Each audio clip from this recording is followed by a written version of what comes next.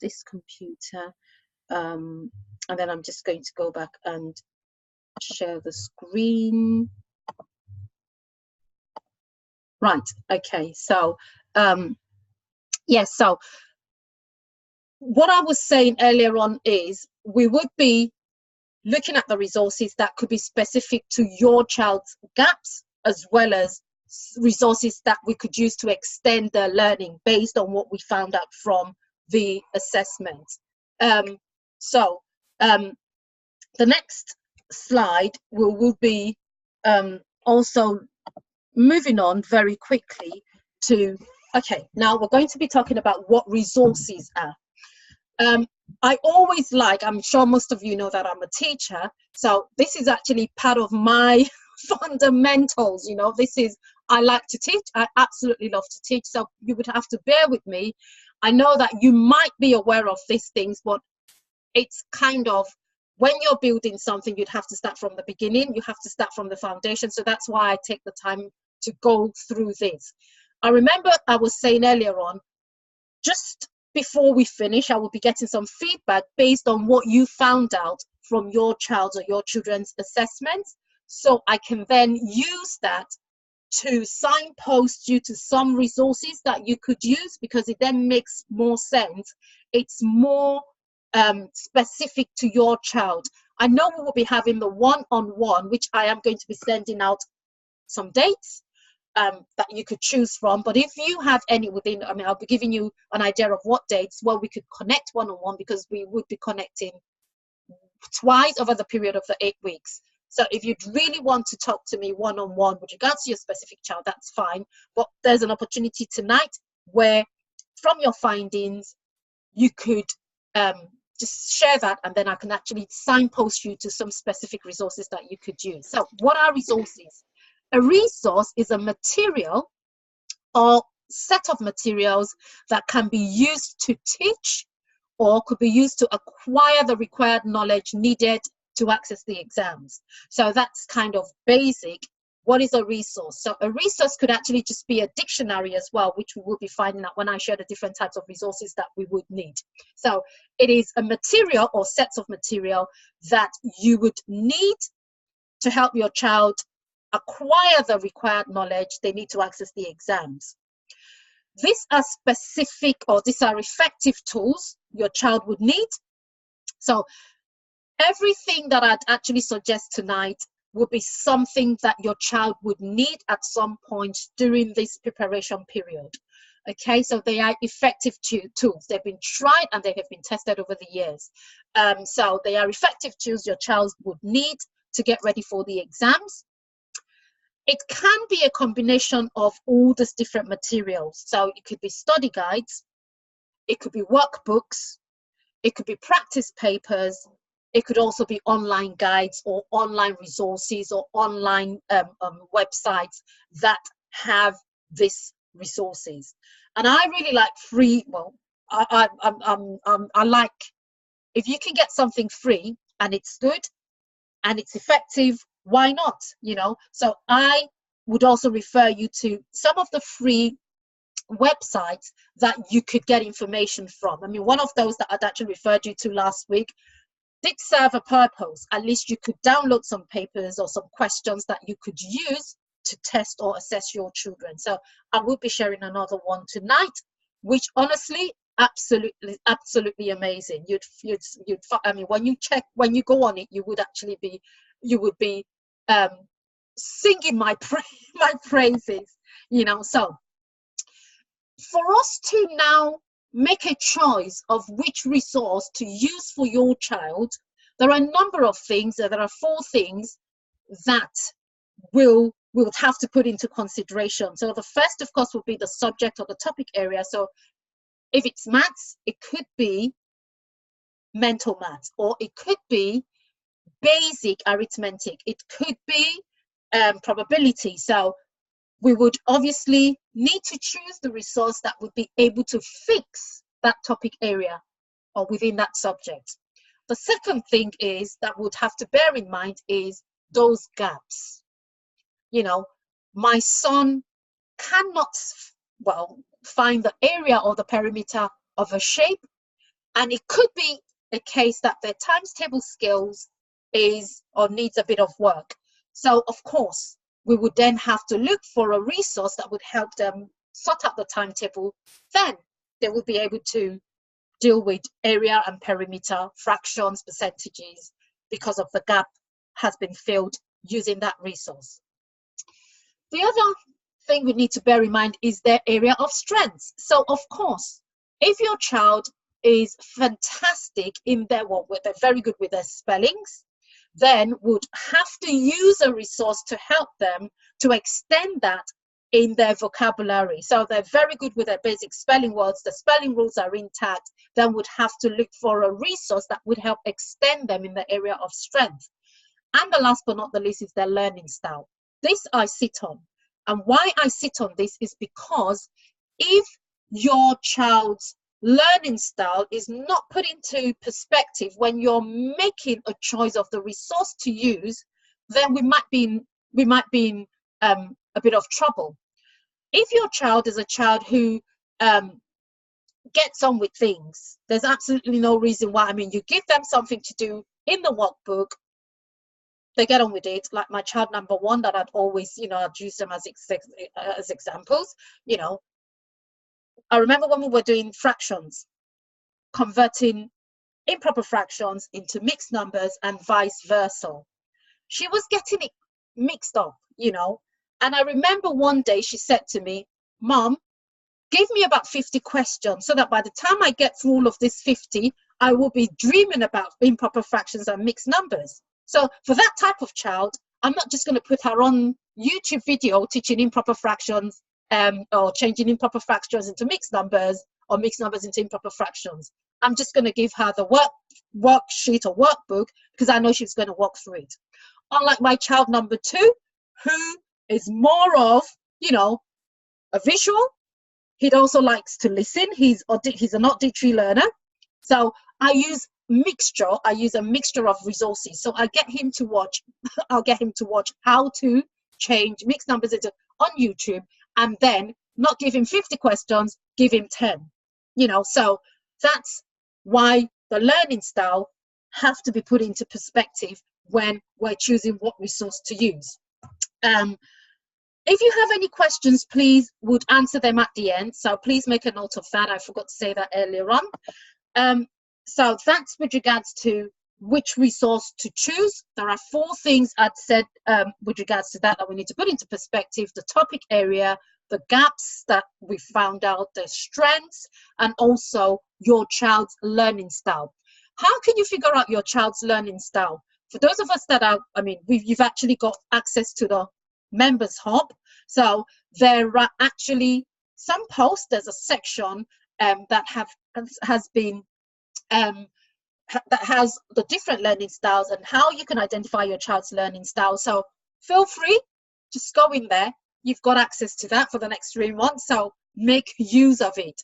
Go and find out or look through. You could then use that to find out your child's learning style. But sometimes just looking at them, you can tell, by what tickles their fancy. If you give a book to a child and they actually get bored by the 5 minutes, they're not necessarily a visual learner.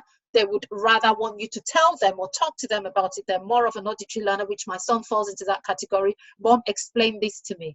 Mom, or he would like to explain it back to me. So he's more of an audio, in comparison to my daughter, who is more of visual, So knowing your child's learning style is important because that would help us to choose the right resource for them. And that's to do with which resource to use. Now, moving on, the different types of resources. And I did say this earlier on, there are different categories, and some of these we would need. The first category are the how-to books. So I remember many years ago when I'd started out with the 11+ exams, verbal reasoning and non-verbal reasoning was something that wasn't taught in school, so we didn't really have access to it. So what I did then, is I went and looked for a how to do verbal reasoning. The Bond series have a how to do all of those 4 subject areas. So That's the type of resource that we can, and I remember I gave it to my daughter as well then, because she is more of a visual and she gets on with stuff, so at least we're on the same page, you know. So if your child falls into that category, their learning style is more of, and they get on with things. Kids are different, you know, but if you have a child, you could also get them to read it, because it would also consolidate what they know. So the how-to books are a type of resource which would come handy for us as well as for our children if they are that type of child. The other type is study guides. And the study guides as well are also a resource book. I call them, they fall into the category as a reference book or a resource book. So it's got all the information they need to know. And CGP books have them, or the CGP publishers, they have those, and the Bond series as well. So they are study guides. With the study guides, Bond has some of them. I mean, I've got some pictures which I'll share, but I just want to explain this first. And then you've got the practice papers, as well as you've got reference books, which could also be textbooks as well. So I'm just going to see where my slide is with regards to the picture books. So, okay, if we look, can we see the one on my left? That picture there, I mean, I'll send this all out. So those are the different types of Bond, the Bond series, the Bond. I mean, I just took a picture of the back and I just copied it on here. So the books at the top are the study guides, which I would say they are the study guides. So there's one for comprehension, there's one for writing. So it's something that you could actually study. And in there as well, there are a few exercises that the kids can use. So there's a lot of, I mean, it's if you have a child that gets put off easily, please don't give them that book. Please do not give it to them. But you could dig into it as the parent. But if you have a child who gets on, studious, you know, just would get on, then you could give it to them. But of course, maybe you would have to kind of guide them through, look through pages 12 and 13.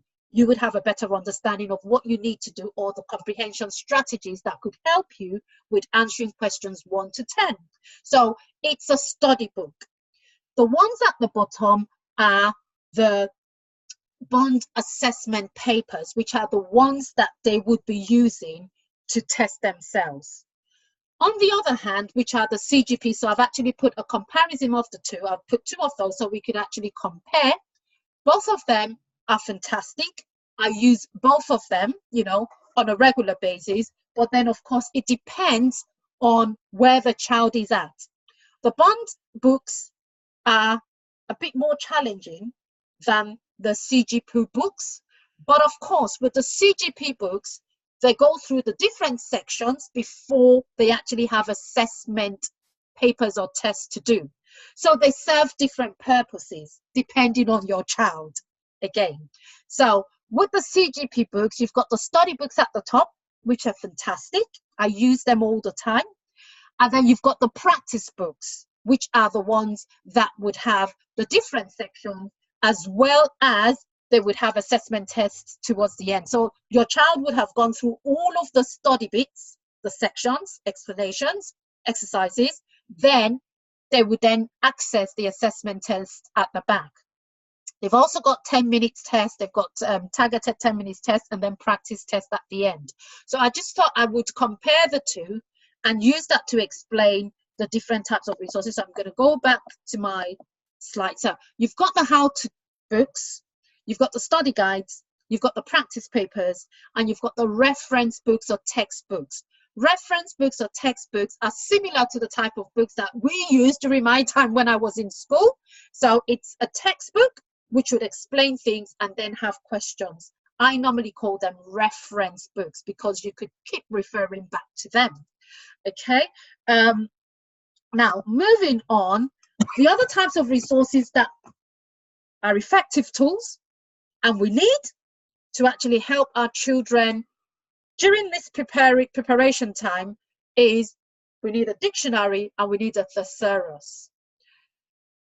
I always recommend, now that we're in the digital age, hey, to get a digital dictionary. Why? Because it's quick.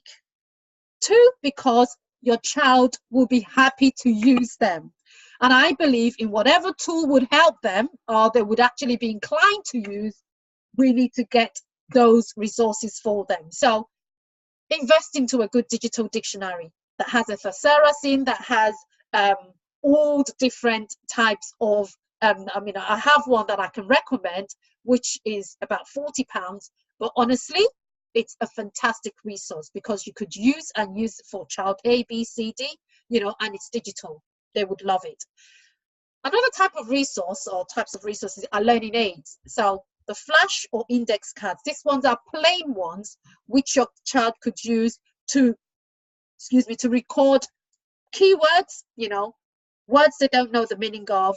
They could then write the definition at the back, and you could then turn it into a game. We're thinking about resources that would actually spur them on, that they would want to use.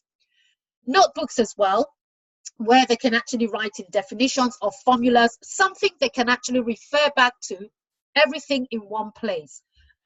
This works very well because you've got somewhere to go to. So notebooks, just stock up notebooks, a bank of stationery for a child who loves them, or not, pencils, rubbers, just have them handy. There are also resources, and a timer or a stop clock. I know that for a lot of us right now, it's a bit of a struggle, but we really need to start them now, once in a while, to actually use a timer. What I did for mine is we went shopping together. So it was something that they chose. Would use that one. Oh no, that one's, you know, that beeps too loud. So get them involved. It's a subtle way of making them realize that we're in for business, you know. So get them a timer and a stop clock. Okay. So next slide.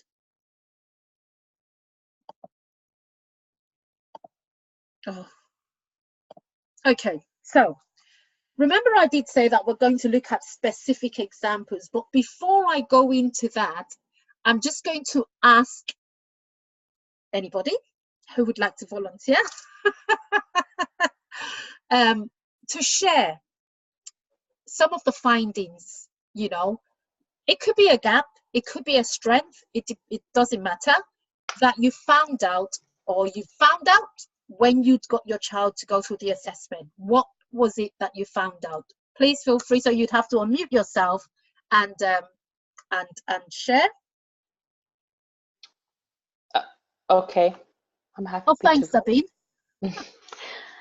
So with the English, I don't think I found that he didn't quite understand the question. Like there were some determinators and things like this, like grammar type vocabulary in there that was obviously asked, you know. I'm just trying to go through. Where is it? yeah. So for example, and obviously I was like, I you know, there's different things that I mean, I'm an English teacher myself, right? So I wouldn't really necessarily use a progressive tense. And then it's like I am walking. I would have thought it was like a continuous tense. Okay. So I was a bit stuck myself with those things. I think it's just sort of grammatical subordinate clauses and stuff like this, where I'm sort of studying. And then obviously what we did is we Google it, and then there were some examples, and that's how we realized what that stuff is.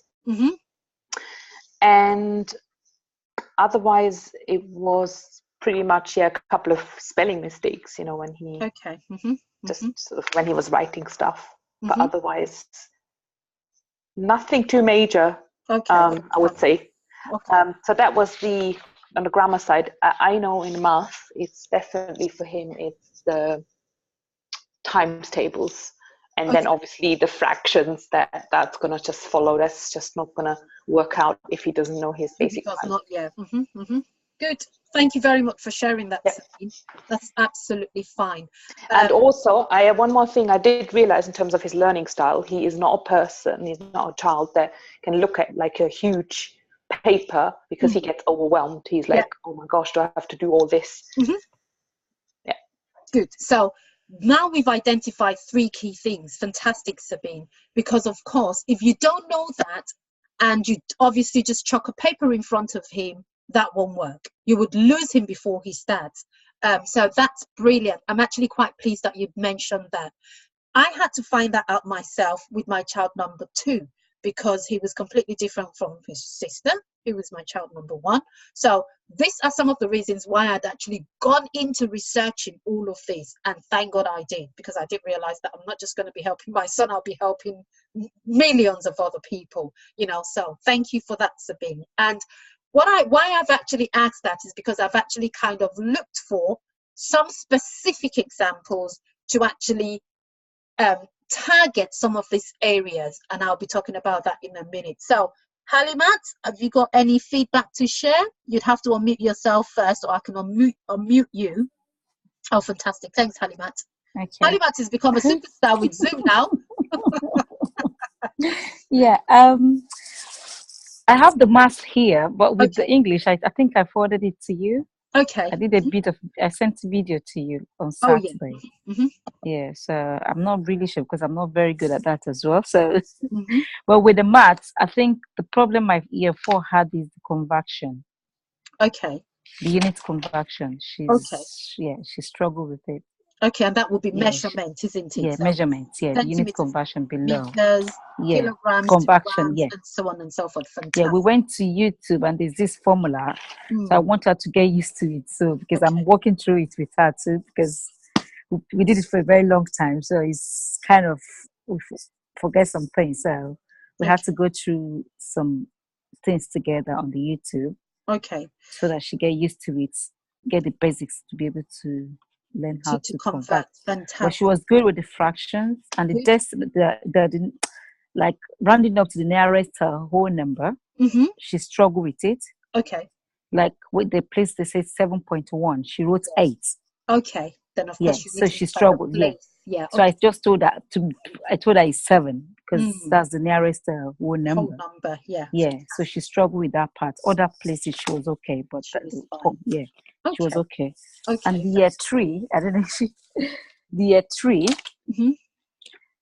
Same. She struggled. She's good. I don't know what. She's a bit of character, that one. So with she can be very. She's good with the fraction, and she's good with the column method additions. Okay. Yeah, she was good with that. But the problem I had with her, because that one is a bit of character. She can't stay too long, you know. She has this problem of word problems. Okay, so she can't study for a very long time compared to the year 4 when if you have her 10 minutes quality time, she can do more than what she can do. Exactly. She can do more than what the year 4 will spend hours to do. Okay. So she's not the type that can sit for a very long time to learn. Okay, fantastic. Yeah, and she has problem with her multiplications mentally. Okay. Times table. It takes her time to come up with. She's in the 8 times table now. Okay. And then she struggled to cope. I can see her hands. She's doing it using her hands. But she can't do it mentally. Yeah, work it out. She can't do it mentally compared to year 4. Year 4 can do it mentally. Yeah. Kids have their different strategies, and that's another thing that I would, suggest. For some of mine, I just say to them, of course, it's quick.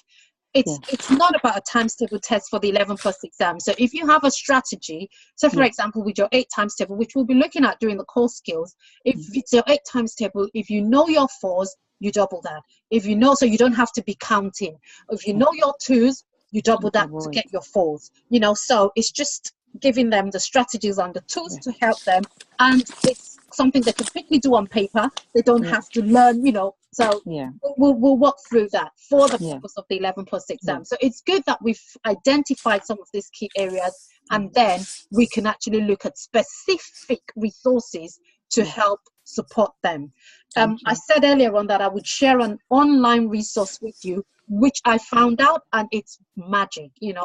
It would tell you what your year 3 would need to do or resources. I pulled out some of the information from that website, and honestly, if you go through that and just narrow it down to your child's year 3, if there's something they're struggling with, there are a list of books that you could use with them. But let me not jump ahead of myself. Ronke, have you got anything to share really quickly?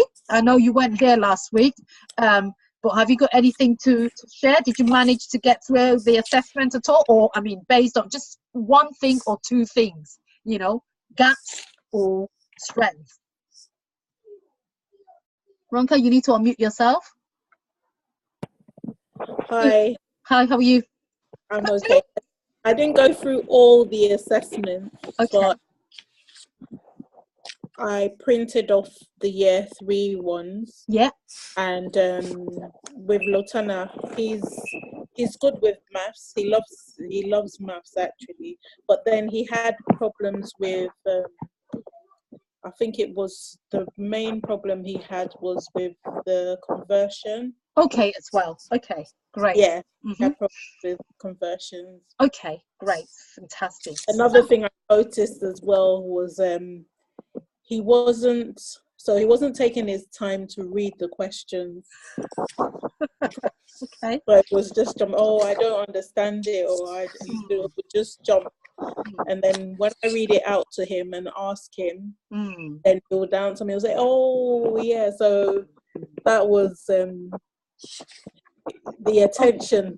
Yeah, it's also part of the love language that he resonates. So we probably have to do that for a bit. He's in year 3, so we'll do that for a while in year 3, and then we'll try and ease off a little bit, and then until he gets into that. Because yes, for some of them, they really want that attention, and they will, I don't understand it. And then when you read it out to them, they will understand it. So it is year 3, so we'll obviously have to win him off that as we go by. Fantastic. So thank you very much, guys.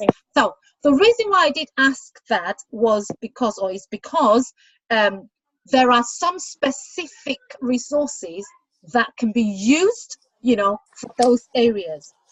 One of them, okay, I've actually put the maths. I've just put 3 points or 3 areas that you could use and specific resources. I don't know if anybody knows about the Schofields and Sims mental arithmetic books. That's what they look like, and you can see that mine there, the picture of my one is actually it's been used and has been really used well. It's actually, there's a book from book 1 all the way to book 6. Please don't start them on book 6, honestly, because that would give them a heart attack. But the book 1 is the easiest. So, and it actually helps their mental maths skills. So they might start off a bit slow. So if they are having problems with their mental maths or mental arithmetic, you could start them on book 1. The reason why we're actually doing this now is so that we could build up quickly, So that is a good resource to help with their mental maths. So things along the lines of conversion, because that comes on the mental maths. They should be able to say 3,000 grams is 3 kilograms, or 0.3 kilograms is 300 grams. They should be able to, because it actually would fall on the mental arithmetic. But once they understand the major conversions, then they can apply it. And if they do it over a period of time, over and over and over again, and the reason why I like those mental Schofields and Sims book is because they are in 3 sections. So you've got the A, which are the easier ones. Hey, you could say to them, do the A, which is I think 12 questions, some 10, depend on 1, 2, 3. And they do that, they get 10 out of 10 or 9 out of 10. That's a celebration for a child who doesn't want to. Then that would motivate them tomorrow to do the B, which would be another 12 questions. They might get 7 out of 12. Then we do the corrections to those.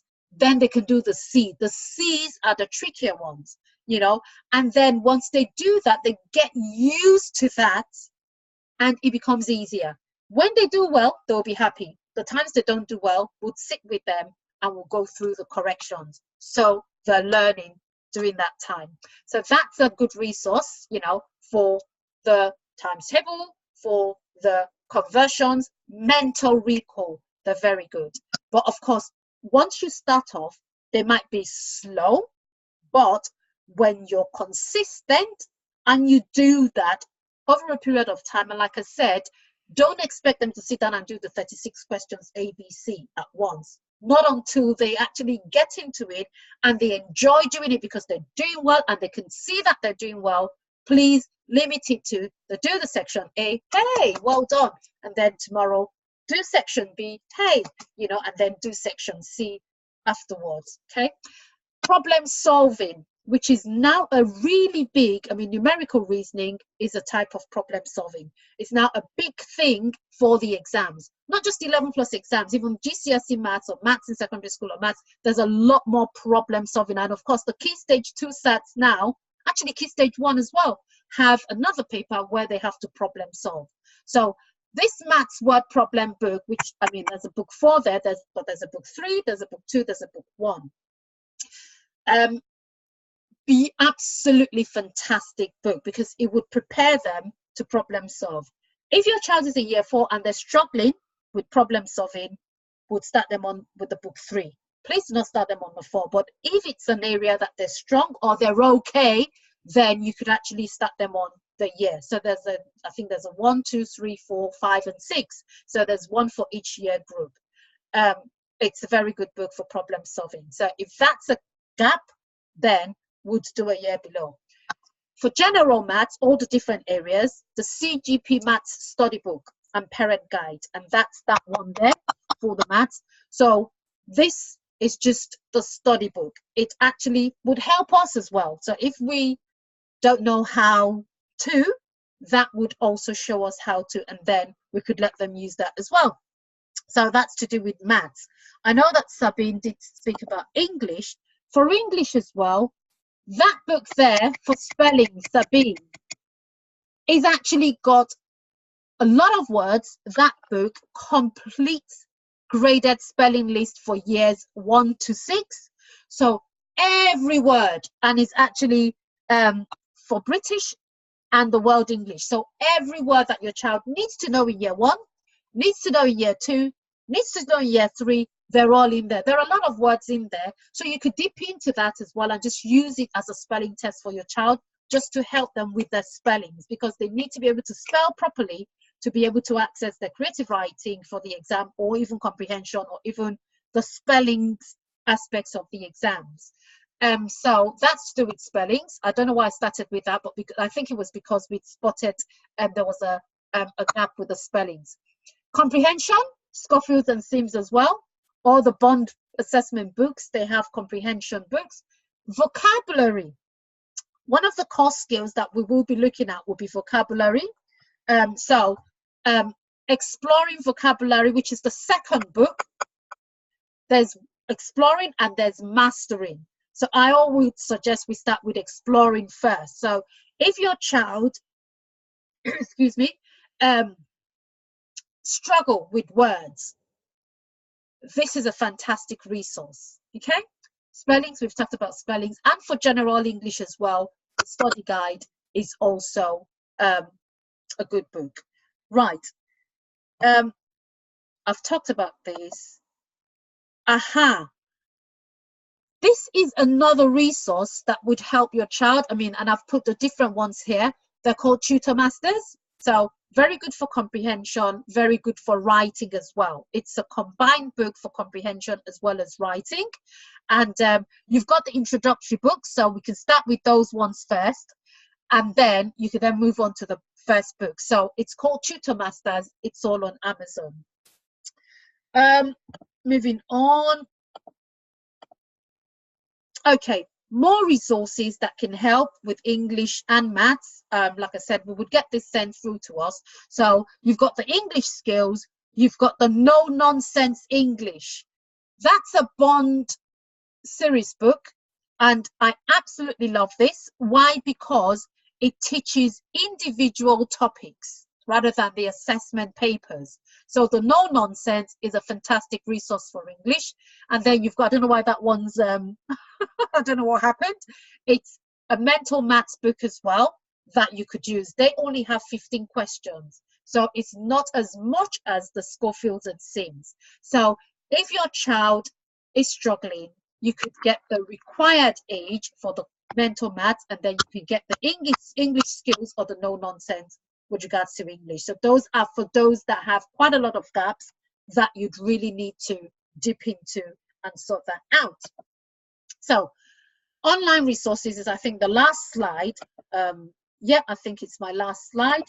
And with online resources, that website, 11plusguide.com, is fantastic. And that's your homework for this week, because I'm actually going to ask you to go and play around on that website, 11plusguide.com. Go and play around on that website. There are some free assessment papers that you could do with the kids for year 3, year 4, and year 5. So please go and play around, download some of those assessments, and let your children just have a go. So 11plusguide.com, there's a lot of information on there as well, apart from resources. Please just go in, spend time, look at the free assessment papers, look at the information for year 3, look at the information for year 4. It's a fantastic resource. That website is fantastic, 11plusguide.com. So, and I would please want you to actually put feedback on either the website, either the Facebook group or on the WhatsApp group of your findings, right? And I think that's the last slide. Now it would be questions. Yes, now on to questions. So I know we're actually just over time, so I've just got another one. We're just kind of round this up really nicely. If there are any questions, we can please ask them now, but I'm just going to go over what I have said. We've looked at the different types of resources. We've looked at specific examples. We've talked about why or which resource or what will inform which resource we would use. And also we've looked at, apart from the resources, we've looked at some other things we need, such as the dictionary, the thesaurus, the flash or index cards. We've also kind of looked at the specific examples for math and for English. So we've also looked at the online resource, which is the 11Plus Guide, and Bond as well have an online, they have a website that you could also, but you'd have to register, and it's free. You have to register, you'd have to have a username and a password so you could access information within there.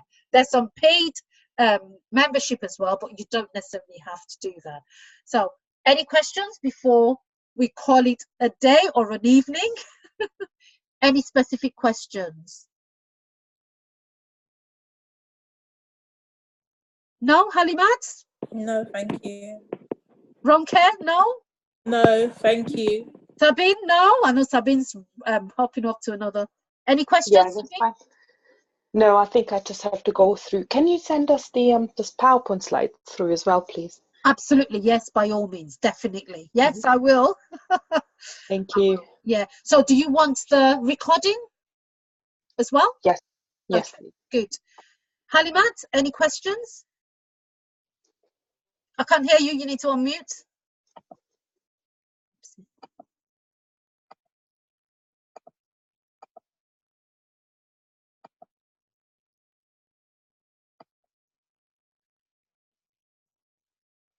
Oh. Okay, Halimat, have you got? Can you hear me now? Sorry. Yeah, that's I can't. Sorry. I said, where can we get the resources? Is it from Amazon or the shops? You can get it from Amazon. Okay. You can get it from Amazon. Yeah. Okay. All of the resources here you can get from Amazon. Yes. All right. Yeah. Thank you. All right. I'll try my best. Okay. Go on that website. Yeah, 11plusguide.com. Yeah. okay, and play around. That's the homework for this week. Go on, snoop around, and please give feedback. Okay. Okay. Download the free assessment for year 3, year 4, and just try it, and we can actually talk about that next week. Yeah, because next week we're going to be going into the core skills. Yes. Okay. All right. So, can I just say thank you very much for coming on tonight? Thank you so much for being absolutely amazing students. And yes, like I said, please use the Facebook page. Oh, you're welcome, darling. Nice to meet you. Yeah. Pleasure. Please use the Facebook group and use the WhatsApp group as well. If there are any questions, actually comments as well, what you find out. Let's make it busy. I'd like to read from you guys. Okay. Well, thank you very much, guys. Have a wonderful evening. Thank you so much. Take care. Goodbye. Bye. Bye. Bye.